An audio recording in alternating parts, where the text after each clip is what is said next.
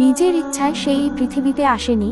একটা ইংলিশ মিডিয়ামে পড়ুয়া মেয়ে আদালতের কাঠগড়ায় দাঁড়িয়ে দৃপ্ত কণ্ঠে বলছিল, আমার জন্ম আমার সিদ্ধান্ত ছিল না। আমার বাবা মা তাদের জৈবিক চাহিদা মেটাতে গিয়ে আমাকে পৃথিবীতে এনেছেন।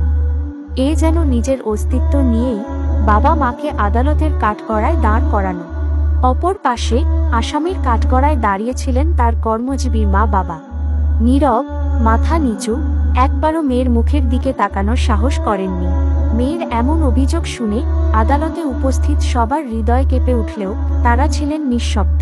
মেয়ের উচ্চাকাঙ্ক্ষার কথা তুলে ধরে তার আইনজীবী বললেন, সে চায় আমেরিকায় গিয়ে পড়তে, কিন্তু তার মা বাবার সেই সক্ষমতা নেই। বিচারক কথা বলার সুযোগ দিলেও মা বাবা কোনো কথা বলেননি, নীরবে মাথা নিচু করে বেরিয়ে গেলেন। এই তবে সন্তান জন্ম দেওয়ার প্রতিদান? কিন্তু এখানেই শেষ নয়। এই মেয়ে শুধু অভিযোগ করেই থেমে থাকেনি। তার চাহনি, ভাষা, শরীরী ভাষা সবকিছুতেই ফুটে উঠেছে এক ধরনের ঔদ্ধত্য, এক ধরনের অবমাননাকর মনোভাব। সে যেন বাবা মা নয়, একজন অপরাধীকে কাঠগড়ায় দাঁড় করিয়েছে। শুধু ফ্লুয়েন্ট ইংরেজিতে কথা বললেই কি শিক্ষিত হওয়া যায়?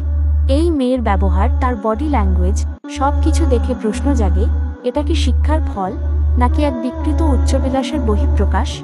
এ ধরনের নোংরা মনমানসিকতার মেয়েরা সমাজে, শিক্ষায় এবং পরিবারে বিষ ছড়ায়। তারা নিজের অর্জনের ব্যর্থতা ঢাকতে গিয়ে আঘাত করে মা বাবার আত্মমর্যাদায়। শিক্ষা কি তাকে মানবিকতা শেখায়নি? সমাজ তাকে নৈতিকতা দিতে ব্যর্থ হলো কেন? এই মেয়ে যদি এই সমাজের সুশিক্ষিত প্রতিনিধি হয়, তবে আমরা কোথায় দাঁড়িয়ে